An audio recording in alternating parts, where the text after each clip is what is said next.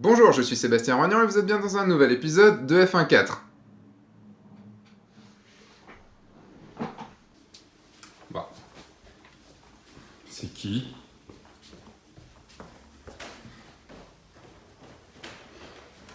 Ah merde, j'ai déjà préparé une séance photo. Eh, je sais qui c'est. C'est...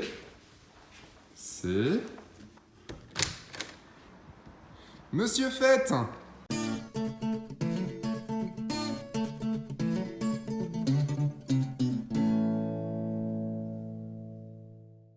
Donc l'idée c'est que on va tenter un premier truc, comme ça. Ok? Baisse un peu la tête pour voir. Super. L'idée c'est que j'ai la lumière en fait qui aille là.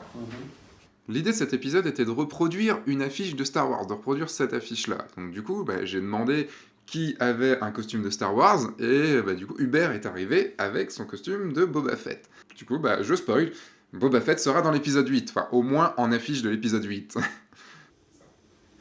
1, 2, 3, top. Tu veux que je lâche à 3 ou à top? Non mais c'est une vraie question, parce que tu vois que ça change le truc. Je voulais tout faire, donc on a fait le shooting. Vous voyez, un shooting assez simple avec 2-3 lumières. Ma lumière principale en arrière sur un parapluie, ma lumière pour remplir mes ombres dans une octobox devant, et un petit réflecteur en bas où j'avais mis un A1 dedans devant pour pouvoir rééclairer un petit peu le bas. Voilà, je vous explique rapidement le shooting parce que c'est pas le but de l'épisode. Le but de l'épisode, ce sera le Photoshop derrière qu'on va voir maintenant. Nous voici maintenant sur Photoshop et au début de cet épisode, je comptais vous expliquer toute la démarche pour arriver de la prise de vue jusqu'au résultat final. Mais en fait, c'est super long. J'en perds mon crayon tellement c'est long. Vous pouvez télécharger le PSD utilisé sur cet épisode en cliquant juste sur le lien qu'il y a en dessous ou en cliquant juste ici. Ça va être très bien si vous voulez refaire cette manipulation en même temps que moi. Comme tout épisode de Photoshop, je vous conseille d'abord de le voir une fois sans le faire et après de le faire. Ce sera beaucoup mieux, vous verrez un petit peu l'ensemble. Passons maintenant directement à la retouche. Comme vous avez vu dans le titre de l'épisode, je vais me concentrer sur les brushes, sur les pinceaux, parce que en faisant donc toute la recherche, j'ai mis peut-être une bonne demi-journée à arriver au résultat final. J'ai découvert plein de trucs. C'est ça qui est bien en fait en recherchant pour les épisodes, c'est que je découvre des choses, je pars dans l'idée de faire quelque chose et puis du coup il faut bien que je cherche pour réussir à vous expliquer de la meilleure façon possible. Et là j'ai découvert un truc de fou. J'avais pas été chercher ça encore. C'était donc dans les brushes et on va avoir des brushes qui sont juste monstrueuses. Alors oui, je sais, on est sur un peu plus sur du graphisme que sur de la photo. Mais dans Photoshop, on peut faire plein de choses et on peut être amené à faire du graphisme pour beaucoup de choses. Et rien que ce que je vais vous expliquer là dans les brushes, j'ai des applications sur des mises en scène cinématographiques qui pourraient être vraiment sympas, voire même sur le Dodge and Burn qui pourrait être sympa, bref, sur plein de choses. Donc, dans un premier temps, j'ai ma photo. Vous voyez que je l'ai recadrée pour matcher l'affiche d'origine, l'affiche que j'ai envie de faire, l'affiche que j'ai pris pour modèle. Donc, j'ai ma photo d'origine. La première chose que j'ai fait, c'est que je l'ai détourée grâce à un masque de fusion, ici. Ce masque de fusion, je l'ai créé grâce à de la baguette magique, et un peu au pinceau, et un peu sur améliorer les contours. C'est pas le sujet de l'épisode. Ensuite, j'ai mis un fond. J'ai été chercher sur internet une texture. Vous avez plein de textures, plein de sites de textures qui existent, et j'ai cherché une texture de béton. C'est ce qui ressemblait le plus à la photo d'origine, à la fiche d'origine.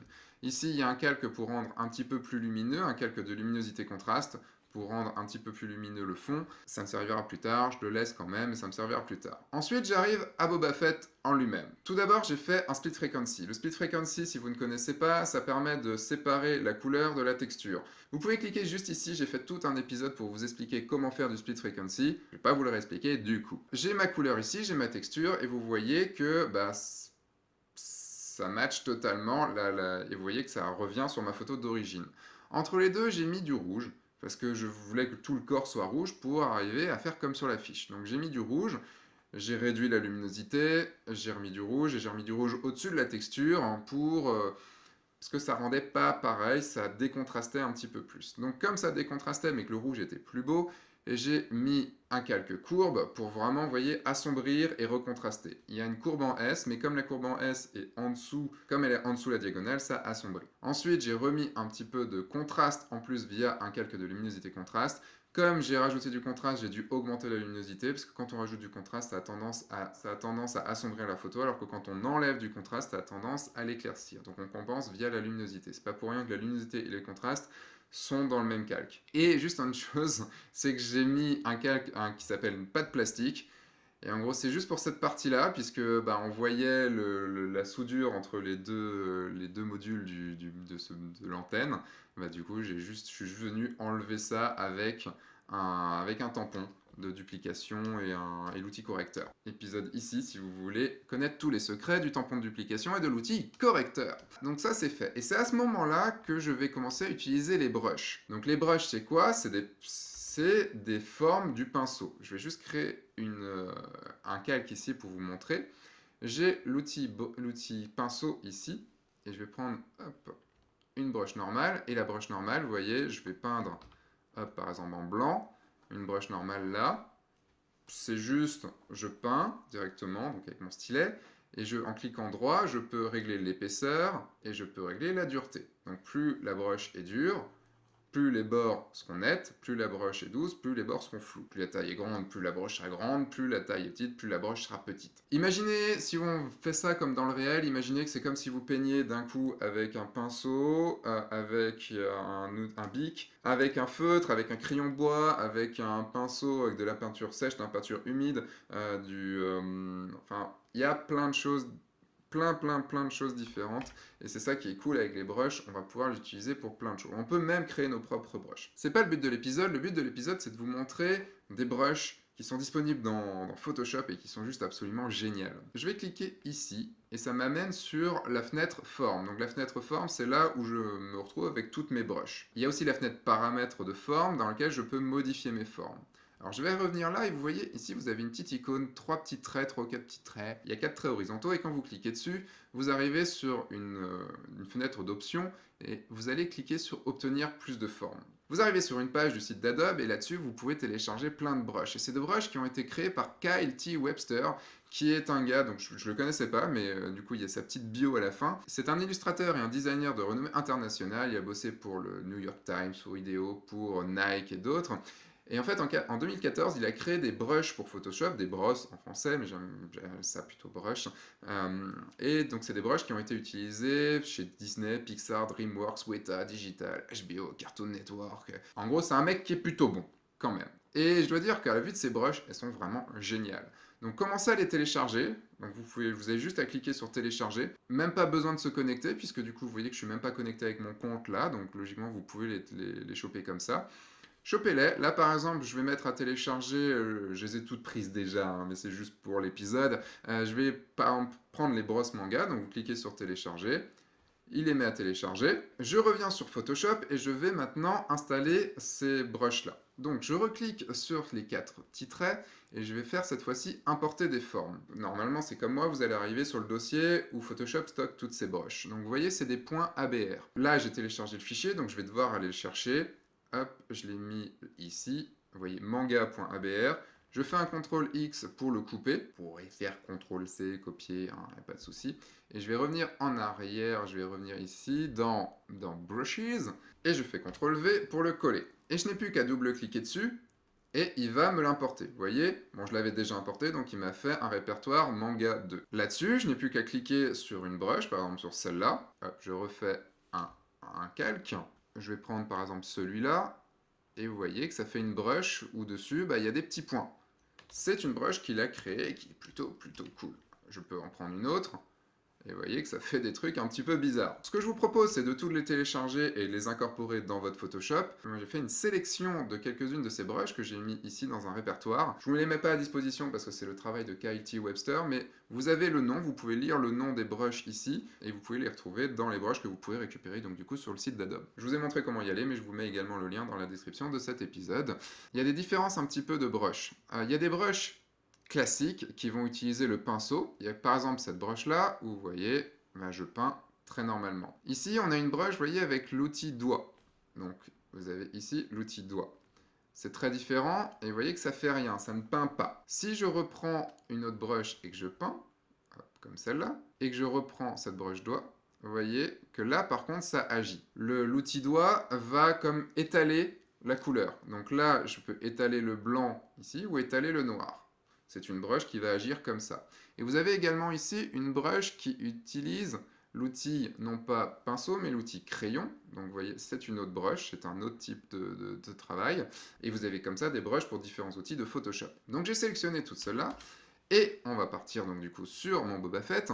Alors maintenant du coup, ce qu'on va faire, c'est flouter le bas et essayer de donner un effet un petit peu peinture. Si on reprend la fiche de base, vous voyez, c'est un petit peu ça. Ça part un petit peu en peinture. Alors je vais l'adapter évidemment comme j'ai envie, mais dans l'idée on va faire ça. Alors pour ça, je vais mettre d'abord un masque de fusion en cliquant ici, un masque de fusion sur mon dossier Boba Fett. Et là, je vais venir commencer à enlever de la matière pour faire quelque chose de plus doux.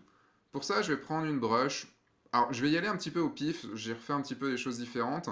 J'ouvre pour la première. La première, c'est la gouache Bristle. Et je vais peindre en noir pour commencer à enlever. Alors, d'où l'intérêt là d'avoir une tablette graphique, ça va vous permettre vraiment de pouvoir donner des petits coups de crayon et essayer d'aller dans le sens des vêtements. Là, par exemple, la cape part par là. Et bah, du coup, j'ai fait des mouvements dans ce sens-là. Je peux intervertir avec la touche X pour essayer d'avoir un petit peu d'autre. Et vous voyez que dans ce sens-là, c'est un petit peu mieux. Le problème, c'est que j'arrive forcément au, au bord. Et c'est pas grave si vous vous loupez. On va revoir ça un petit peu après. C'est juste un premier jet. Maintenant, je clique sur le dossier pinceau et je prends un nouveau calque. On va aller utiliser d'autres pinceaux. Par exemple, on va prendre... Lequel on peut prendre? Allez, je vais aller un petit peu... Je vous avoue que quand j'ai testé ces brushes-là, je les ai fait un petit peu au hasard. Donc là, j'ai créé un nouveau calque. J'ai pris le Kyle Real Watercolor et un petit peu au pif comme ça, et je peins. Le problème, c'est que ça peint en noir, donc il faut que je prenne la couleur. J'appuie sur Alt pour avoir la pipette. C'est un petit raccourci clavier qui est cool, ça active la pipette. Quand je relâche, il n'y a plus la pipette. Et je vais aller prendre une couleur, par exemple ici, je vais prendre un rouge assez sombre. Et je vais venir peindre un petit peu par petites touches. Et pareil, j'essaye toujours d'être dans le mouvement. N'hésitez pas à exagérer un petit peu, on pourra toujours revenir dessus après. Et je peux aussi aller prendre une couleur un petit peu plus un peu plus claire. Vous voyez ici, vous avez couleur de premier plan et couleur de second plan. Ce que j'essaye de faire le plus souvent, c'est de prendre, par exemple là, un rouge très clair en première couleur et un rouge très sombre en deuxième couleur. Comme ça, j'ai plus qu'à les intervertir avec la touche X et ça va beaucoup plus vite pour faire une sorte de dodge and burn si on veut aller par là. Quand j'appuie sur X, j'intervertis ma couleur de premier plan et ma couleur de second plan. Donc là, je suis blanc et je vais aller prendre pas un noir, mais un rouge assez sombre. Et je peux cliquer dessus ici pour prendre vraiment un rouge sombre. Et cliquer ici pour prendre un rouge très clair. Voilà, je vais baisser mon opacité. Et je vais venir... Vous voyez, parce que c'est vraiment très fort. Donc je vais vraiment baisser mon opacité par 5%. Tac. Et je viens peindre comme ça à certains endroits.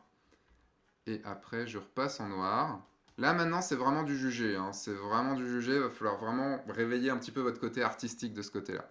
Hop, je prends une autre brush. Je fais un autre calque et je prends une autre brush. Et je vais tenter... Faites attention parce que les brushes enregistrent l'opacité, le flux, le lissage et tous les autres options que vous avez là. Donc, quand vous recliquez ici, même si vous avez enlevé... Par exemple, là, je réduis mon opacité, par exemple, à 20 pour pouvoir peindre.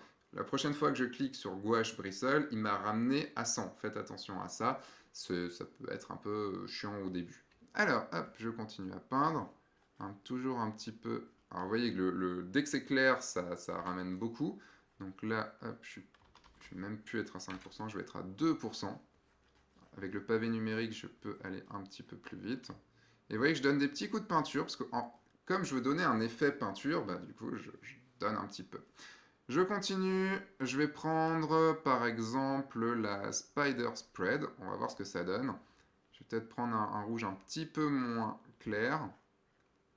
Pareil, ça donne un effet qui est plutôt cool, mais je vais réduire. Hop, ça m'a réduit mon flux, mais je vais aussi réduire mon opacité. Voilà. C'est pas mal du tout ça. Et vous voyez que pour l'instant, je peins. Alors, je peins sur le calque, c'est-à-dire que je peins du pixel. Mais je peux aussi utiliser ces brushes-là, pour peindre les masques de fusion. Par exemple, là, vous voyez, c'est ce que j'ai fait tout à l'heure, mais je peux venir peindre ici le masque de fusion que j'ai mis sur Boba Fett, vous voyez. Alors, pourquoi là j'étais en train de peindre, pourtant je suis en blanc, et je me dis pourquoi il peint pas? Tout simplement parce qu'il est en mode produit. Faites attention, il y a les différents modes de fusion, et ce mode produit, vous n'allez pas pouvoir peindre en blanc sur du noir, ça va pas marcher. Je le remets en normal, et là, vous voyez que ça refonctionne. Bon, c'était peut-être pas forcément la bonne idée. On va reprendre le gouache Bristle. C'est vraiment... Il va falloir vraiment aller travailler tous ces outils-là et faire votre sauce. Vous voyez que déjà, là, ça donne un effet qui est plutôt pas mal. Je vais essayer de donner, vous voyez, il y a un effet ici qui est un effet beaucoup plus clair. Je vais essayer de le faire. Hop, je prends un rouge qui est plus clair ici. Je sais pas pourquoi je fais un clic droit à chaque fois, puisque je l'ai ici pour vous montrer, mais c'est l'habitude. Donc je clique ici sur Drawing a Box Birch Brush, et vous voyez que ça peut me donner... Alors, c'est un peu trop rose pour moi, je vais revenir un petit peu sur du rouge. Et là, je fais volontairement quelque chose d'un peu comme ça. Parce que je vais venir appliquer un masque de fusion. Et sur ce masque de fusion, je vais venir peindre en noir dessus pour enlever certaines parties. Tac. Je peux même me mettre en opacité, par exemple, 30%. Vous voyez qu'en superposant tout ça, ça donne des effets qui sont pas mal. Et je vais pouvoir aussi, par exemple, prendre un du début, par exemple le watercolor, et venir peindre en noir, toujours pour enlever un petit peu. Et comme ça me donne juste des petites touches. Et si par exemple j'ai été trop fort, du coup je peux aussi réduire l'opacité du calque directement. Tac. Et vous voyez que ça donne un effet qui est plutôt pas mal. On va l'affiner en enlevant cette partie-là. Toutes les parties où ça rend pas forcément très bien. Qu'est-ce qu'on peut faire d'autre? Il y a quoi d'autre? Vous voyez qu'il y a des petits splashes, comme des petits splashes de peinture. Du coup, je vais les faire avec un splash. Il y a plein de brushes splash, donc du coup, allons-y. Par exemple, ça donne quoi? Oh, c'est pas mal, ça. Je prends un rouge assez clair. Alors, je vais le faire en petit. Alors, vous voyez que là, si je peins, ça me fait beaucoup de splash. Alors, je vais passer dans les paramètres de forme et je vais gérer le pas. Le pas, c'est, vous allez comprendre tout de suite, si je mets par exemple un pas à 500%, vous voyez que les brushes sont très espacées. En fait, une brush, c'est comme un petit dessin qu'on applique, qu'on applique, qu'on applique, qu'on applique. Je vais prendre la brush de base pour vous expliquer. Si je mets un pas à 1%, toutes les images sont très collées, donc on a l'impression d'un trait continu. Par contre, si je fais par exemple un pas de 283%, c'est comme si ça faisait un pointillé. Donc je vais gérer ça avec j'avais dit que c'était avec l'astéroïde Bell, parce que du coup là, il y en avait beaucoup trop.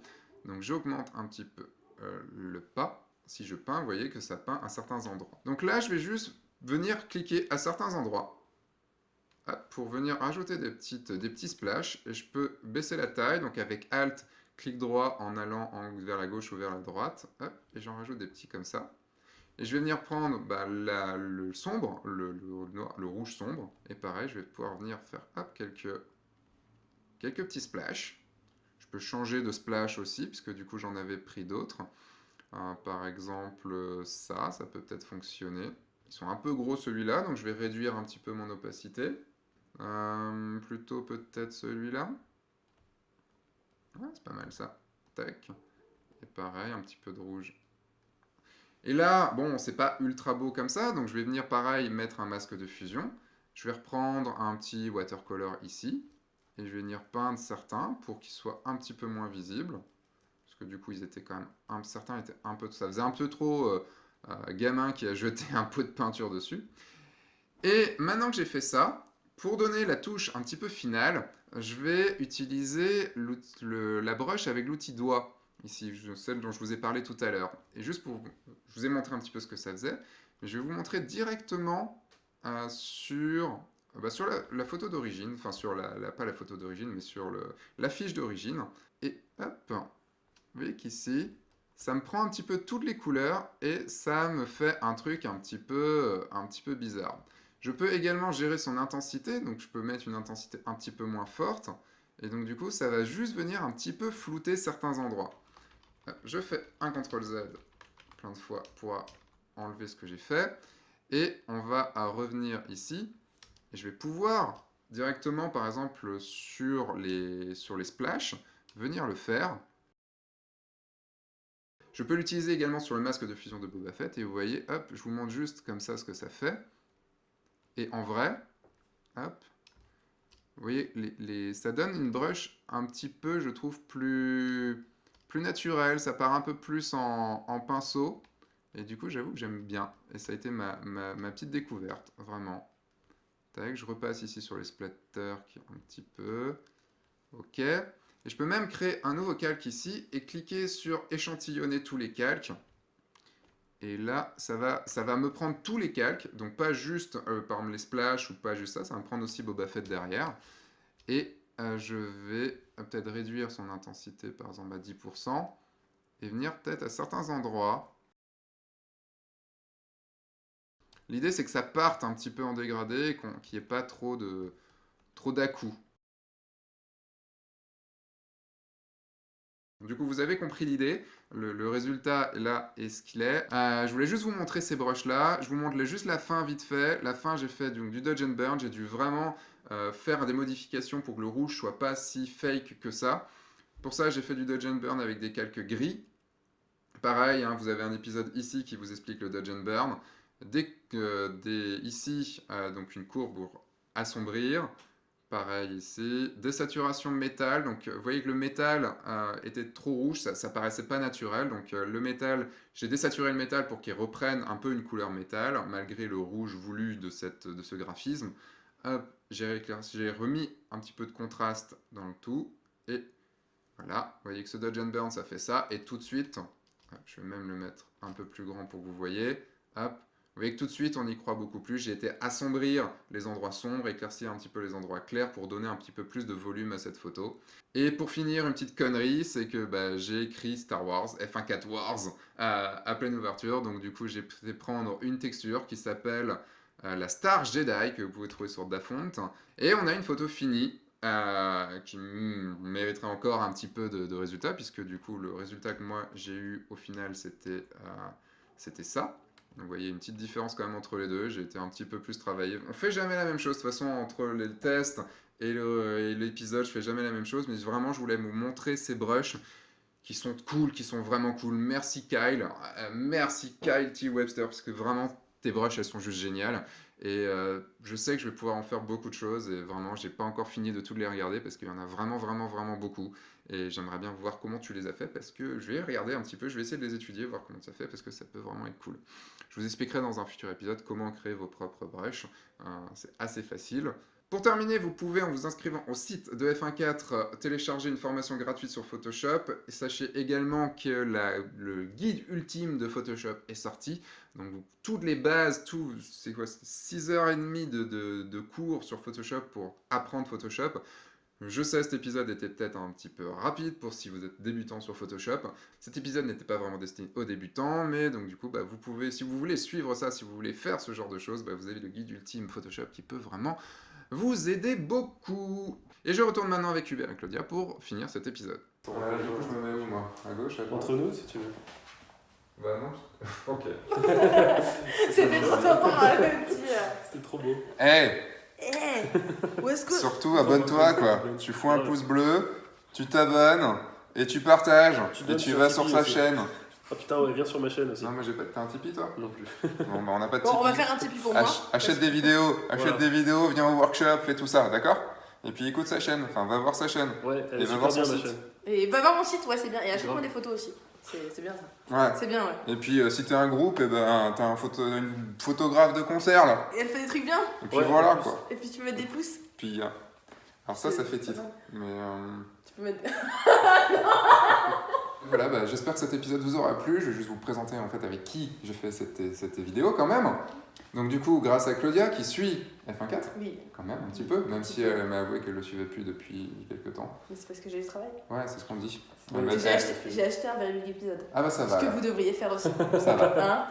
Et donc surtout toi, Oui, Monsieur moi, Hubert. Monsieur Hubert, Monsieur qui est Fett. de la chaîne Metallica. Oui. Voilà, parce que chaîne de découverte du métal, si jamais ça vous intéresse. La chaîne s'adresse vraiment à ceux qui n'en écoutent pas du tout. Donc si vous vous demandez, mais qu'est-ce que c'est ça, ce métal avec ces mecs qui gueulent dans leur micro, allez voir ma chaîne et vous comprendrez que c'est beaucoup plus que ça. Et je signale que j'ai aussi regardé des F1.4. Donc voilà, maintenant tu t'abonnes à sa chaîne, tu t'abonnes à ma chaîne si tu n'y es pas encore, tu fous un pouce bleu, tu le mets où tu veux ton pouce, mais tu fous un pouce bleu. Et tu vas voir le site de Claudia aussi. Et en plus, après tu partages. Voilà. Mais tu partages tout. Non, tu partages d'abord moi et ensuite eux. Ce qui serait cool, c'est que maintenant tu repartes dans ce vaisseau, que tu t'installes dans le vaisseau et que tu Ok. repartes. D'accord. Oh Voilà. Faire une lumière qui s'éteint pile au moment. Grave.